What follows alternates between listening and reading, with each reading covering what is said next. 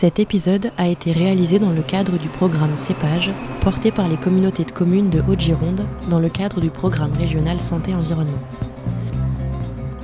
Cette démarche vise à co-construire les pratiques viticoles en Haute-Gironde, respectueuses de l'environnement et de la santé. Épisode 4. L'émergence des préoccupations sanitaires dans un territoire viticole. Dans le dernier épisode, nous avons parlé de la chaîne du vin et de la situation économique du vin de Bordeaux. À cette conjoncture difficile s'ajoute pour les viticulteurs l'émergence de préoccupations liées à la santé environnementale et notamment à l'impact potentiel des produits phytosanitaires utilisés en viticulture sur la santé. Ces sujets émergent du fait de l'activité d'associations dédiées et aux avancées de nos connaissances scientifiques. On écoute Simon Leproux, chargé d'études en santé-environnement à l'Observatoire régional santé-environnement de la Nouvelle-Aquitaine, qui a étudié les liens potentiels entre exposition aux produits phytosanitaires et problèmes de santé. Alors la grande approche et les grands concepts qui commencent à être énoncés, c'est les notions de scinder en deux grandes parties, à la fois le génome et l'exposome. C'est les grands concepts qui ont été introduits dernièrement, où en fait tout le génome résulte de la loterie un peu génétique lors de notre conception en tant qu'individu, et tout l'exposome, c'est tout ce qui n'est pas le génome. Donc c'est tout ce qui se passe en gros le long de notre vie, de la période in utero jusqu'à notre mort, et tous les facteurs environnementaux qui peuvent avoir un effet sur notre santé. Et là, du coup, on élude un peu toute la partie épigénétique, où aussi on peut avoir des modifications du génome avec des facteurs environnementaux, mais ça commence à être un peu plus complexe, quoi. C'est vrai que cette notion d'exposome fait prendre en compte qu'on peut avoir des modifications et survenue de pathologies depuis notre conception in utero jusqu'à notre mort, surtout avec des fenêtres d'exposition qui sont très sensibles, par exemple comme les 1000 premiers jours des enfants, avec des expositions pendant les grossesses. Donc c'est que cette notion d'exposome a permis de prendre en compte un paquet de facteurs favorisant certaines pathologies qui peuvent aussi être des cofacteurs, et la prise de conscience des différentes expositions, même à des niveaux très fins, de cocktails de molécules et de cocktails de polluants dans l'ensemble des compartiments que peuvent être l'air, l'environnement intérieur, l'eau, l'alimentation, ou des choses de ce type-là. Il ne faut pas oublier que, quand même, c'est ce que vous disiez à l'instant, les lanceurs d'alerte, pour la plupart, vont être le tout public, les collectifs, de personnes, alors de riverains, d'usagers de la santé, ça peut venir de plusieurs personnes, ça peut venir aussi de professionnels de la santé. On a aussi des fois certains médecins généralistes qui se disent je trouve que j'ai quand même quelques pathologies qui sont plutôt rares, qui reviennent assez fréquemment dans ma patientèle. Donc après, c'est dans ces cas-là qu'on a ils appellent ça des suspicions d'agrégats à un niveau spatial très restreint. Et c'est souvent dans ces cas-là qu'il y a des investigations épidémiologiques de Santé publique France sur le terrain. Alors après, c'est soit des cohortes, soit des analyses épidémiologiques plus fines d'imprégnation de la population pour voir s'il y a vraiment un effet par rapport aux différentes pollutions sur les survenues de pathologie. Oui, c'est souvent les lanceurs d'alerte. C'est pour ça que nous, à l'ORSE, on se veut être la vitrine des lanceurs d'alerte. C'est-à-dire que si quelqu'un nous interroge sur certains sujets, le but est quand même de donner à la fois la place aux instances et acteurs régionaux, et à la fois aussi aux lanceurs d'alerte et aux représentants d'associations. Elisabeth Marco-Touillot, directrice de l'Institut national de médecine agricole et médecin conseil à la Mutualité sociale agricole, va également dans ce sens. Elle reconnaît le rôle que jouent les associations dans la prise en compte des dangers potentiels pour la santé des travailleurs viticoles, qui sont les premiers concernés par les potentiels effets nocifs des produits. Avec les conseillers techniques de la MSA, ils travaillent à la mise en place de mesures de protection permettant de réduire les risques et produisent des études pour mieux les estimer. Moi, je pense que c'est une bonne chose. parce que c'est des alertes et les alertes, on ne peut pas être, nous, en permanence en alerte sur tout. Donc, notamment par rapport aux années 70-80, quand on étudiait une molécule, on étudiait que son pouvoir cancérogène. Maintenant, systématiquement, c'est le pouvoir mutagène, reprotoxique. Reprotoxique, on en parle beaucoup depuis les histoires des éthers de glycol. Donc, dans les années 90, avant, beaucoup moins. Et là, on se pose la question sur les reprotoxiques, les perturbateurs endocriniens, puisqu'on sait très bien que les perturbateurs endocriniens, c'est des molécules qu'on ne connaissait pas ou qui n'étaient pas connues, peuvent devenir perturbatrices.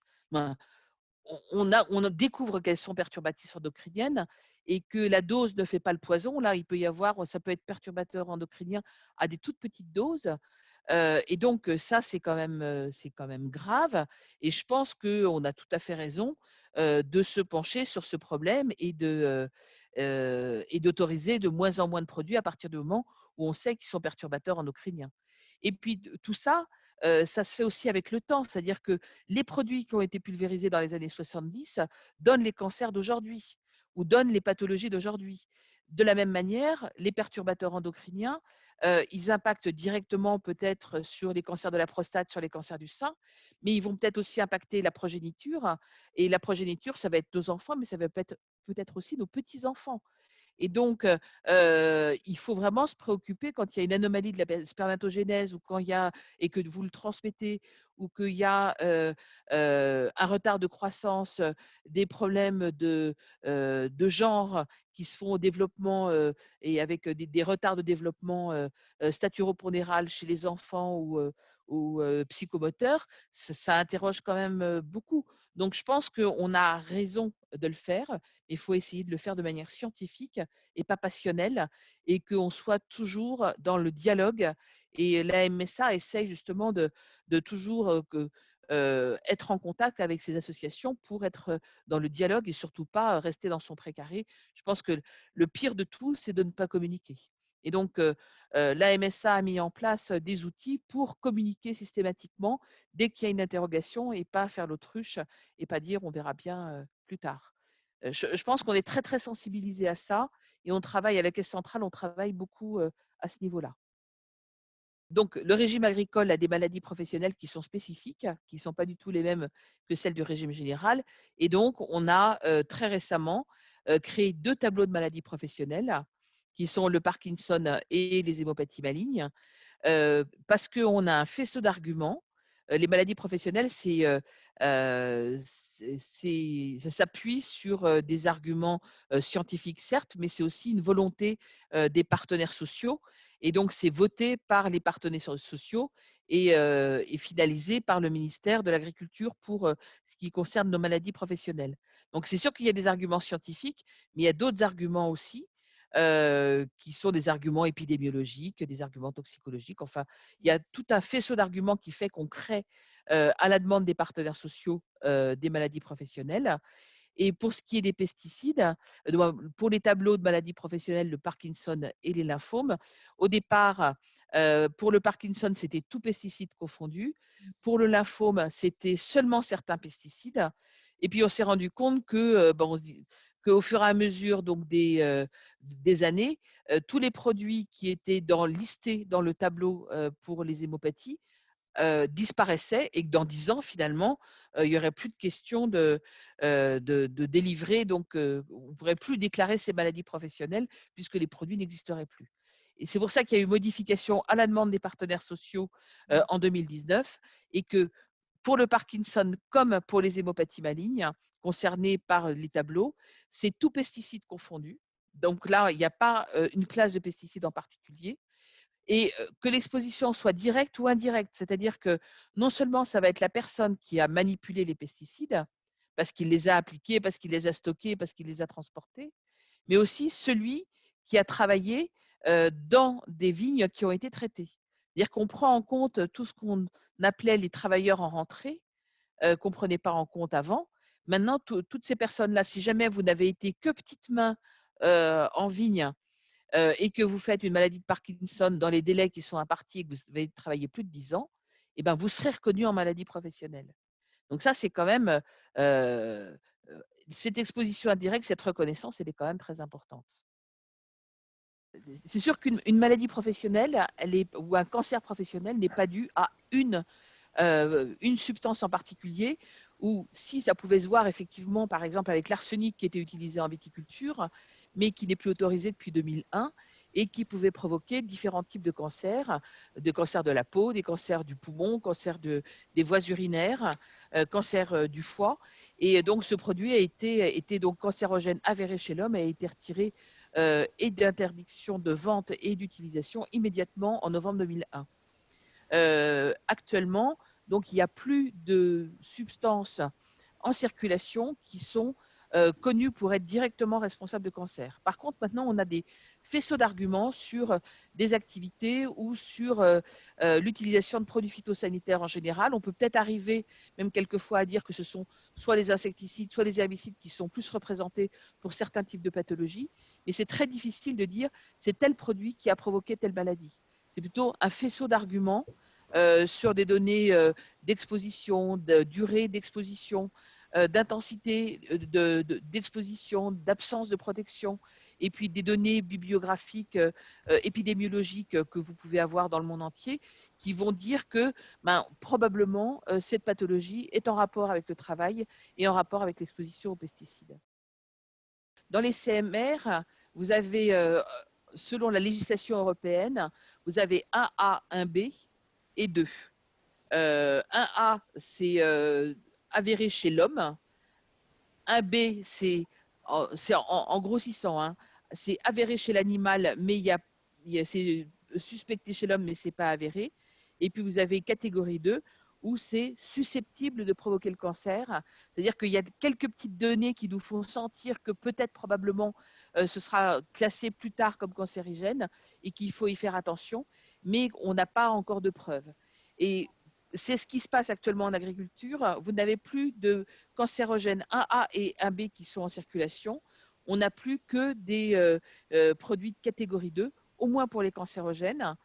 Mais du coup, notre attention est totalement attirée par ces produits en disant, même ceux-là, si on peut éviter de les avoir sur les exploitations, c'est pas plus mal.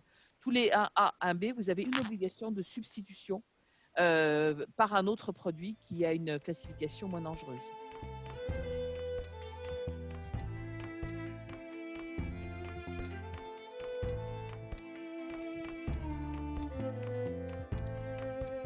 Les CMR sont des substances reconnues comme cancérogènes, mutagènes et reprotoxiques, ou bien pour lesquelles il existe des doutes concernant leur toxicité.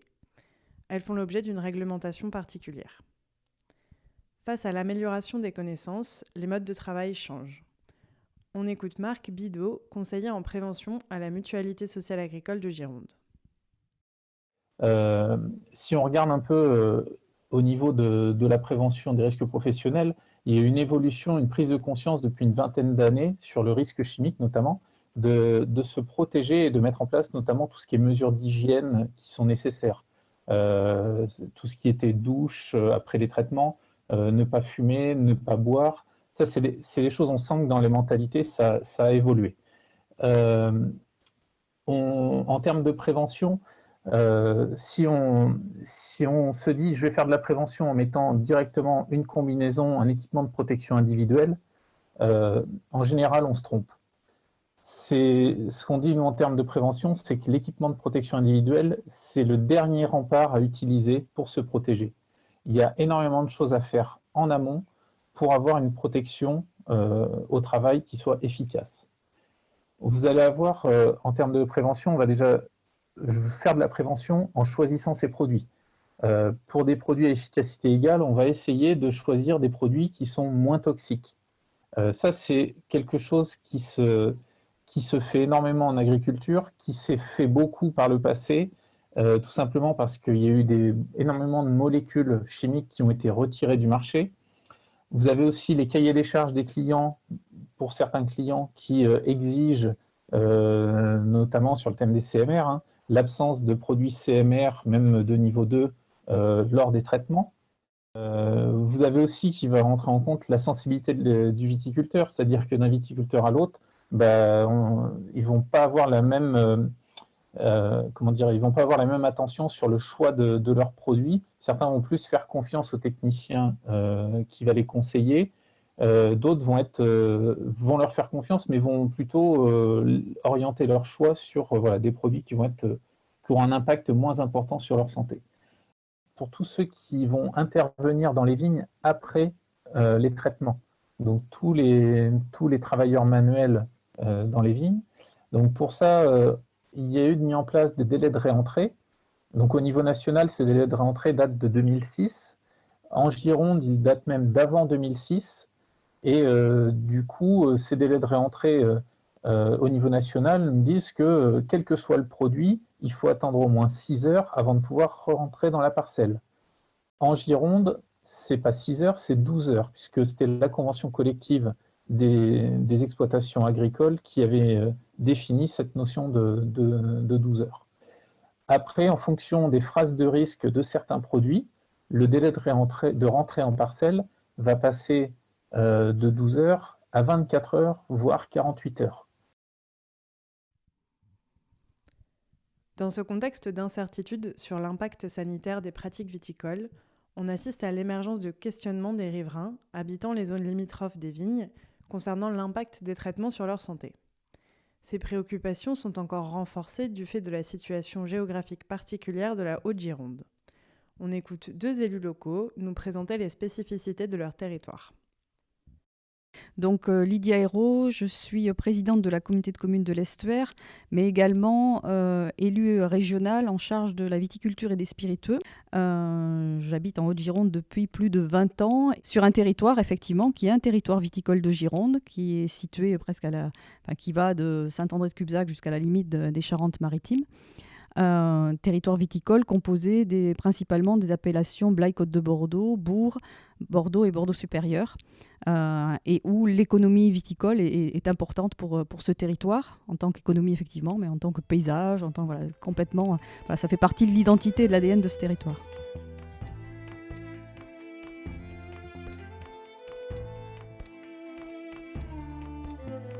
D'une manière générale, au niveau de la communauté de communes, et en Haute-Gironde en particulier, la population a tendance à augmenter. Raymond Rodriguez, maire de Goriac. Je dis tendance à augmenter, ce n'est pas une augmentation rapide, sauf ponctuellement, par exemple, à Saint-André-de-Cubzac, mais c'est une augmentation, une consolidation de la population. L'évolution de l'habitat en Haute-Gironde, elle part en tache d'huile depuis Saint-André-Cubzac. C'est remonté jusqu'à Saint-Gervais. Si vous arrivez dans Bourg, vous avez dû passer à Bourg, c'est le village qui est juste au sud de Goriac. Vous voyez que ça construit de partout. Il y a une avancée vers le nord, en fait, de cette périurbanité, hein, et donc de ces périurbains qui viennent s'installer plus largement. Alors, dans ces périurbains, il y a 2 types de publics. Il y a ceux qui sont chassés de la ville pour des raisons financières. C'est le problème Saint-André-Cubzac. Hein. Et il y a ceux qui viennent en Haute-Gironde pour une qualité de vie. Les relations, les voisinages, vignes, habitat, dans la Haute-Gironde et dans le Blayais en général, hein, ont toujours existé, puisque l'habitat est un habitat très dispersé. C'est-à-dire, on n'a pas des villages à la provençale avec le village et les territoires agricoles autour. Si ce n'est quelques fermes peut-être par-ci par-là. On a des exploitations, des habitations très dispersées avec des hameaux. Donc ça, c'est une tradition. Hein. 2, évidemment, à partir du moment où on transforme des terrains agricoles, où on a transformé dans le passé des terrains agricoles en terrains à bâtir, eh bien évidemment, c'est l'habitat qui est venu se rapprocher du vignoble, avec ici ou là des risques de conflits. Je dois dire qu'ils sont, sur Goriac toujours, hein, ils sont peu nombreux, les conflits. Je ne dis pas qu'il n'y a pas de problème. Je parle des conflits. Hein. Les conflits sont peu nombreux. Disons que sur une année, si je reçois 1 ou 2 plaintes, c'est bien l'essentiel. Alors, on a vu effectivement on va dire une sorte de pression sociétale sur les pratiques viticoles, mais agricoles de façon générale, qui s'est accentuée sur les 5 dernières années. Enfin, il y a eu un effet fort après une émission en 2016 de Cache Investigation sur les pratiques viticoles, mais on voit que c'est quelque chose d'un petit peu récurrent depuis plusieurs années et qu'il peut y avoir des tensions et des questions qui se posent qui ne se posaient peut-être pas il y a 15 ans ou 20 ans, quand il y a par exemple un projet d'ouverture d'un collège à côté d'une propriété viticole. Voilà, ça suscite beaucoup de questions et beaucoup d'émoi, et ça c'est quelque chose qui est quand même nouveau depuis ces dernières années, qu'il n'y avait pas avant. Donc il y a une autre attente de la société aujourd'hui vis-à-vis de ces pratiques. Et c'est pour ça que il y a un rôle politique qui est important, et aussi pour accompagner, si on cite un exemple, le travail qui peut être fait sur les documents d'urbanisme, par exemple, au niveau très local, quand on est dans une région viticole, parce qu'on sait bien que les conflits d'usage prennent beaucoup de place aujourd'hui. Alors, oui, il y a une arrivée de population, alors plus globalement à l'échelle de la Haute-Gironde, et peut-être alors plus effectivement sur les communautés de communes plus près de la métropole, donc c'est-à-dire plutôt Grand Cubzaguais et la Petite Nord-Gironde. Mais sur le Blayais et la communauté de communes de l'Estuaire, il y a aussi des arrivées de population nouvelles. On en voit arriver aussi depuis le confinement des très nouvelles, on va dire, des très récentes. Alors, est-ce que ça peut exacerber effectivement les conflits d'usage et peut-être des gens qui n'ont pas grandi dans une région viticole et qui finalement qui découvrent ces régions? Je pense qu'en tout cas, ça peut arriver, et que c'est pour ça aussi qu'il faut qu'on explique sur le territoire ce que c'est effectivement un territoire viticole, ce que sont les pratiques, comment ça se passe, et qu'on désamorce un petit peu avant, enfin voilà, qu'on lève peut-être des fantasmes ou des représentations qui sont fausses, et puis qu'on crée effectivement ce dialogue entre les viticulteurs et leurs voisins proches, et qu'on mette en place des outils aussi qui permettent et ce dialogue et cet échange d'informations de façon assez fluide. Et des temps d'échange aussi, et voilà, quand nous serons sortis du Covid et que les moments conviviaux pourront reprendre, je pense que ça fait aussi partie. Il y a des viticulteurs qui le font, hein, qui une fois par an invitent leurs voisins à déguster peut-être le millésime de l'année et à échanger sur les pratiques, à discuter. Et déjà, c'est pas mal, quoi. Ça crée aussi une autre ambiance sur les territoires.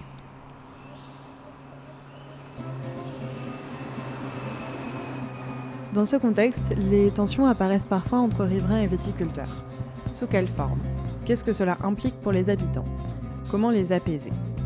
Dans le prochain épisode, nous irons à la rencontre d'habitants, d'élus et de représentants associatifs pour mieux comprendre comment chacun perçoit la situation.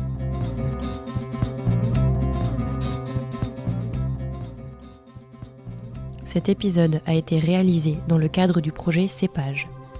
Retrouvez l'ensemble des épisodes sur la chaîne YouTube de la communauté de communes de l'Estuaire, ainsi que sur la chaîne de la Traverse, disponible sur toutes les plateformes de podcast.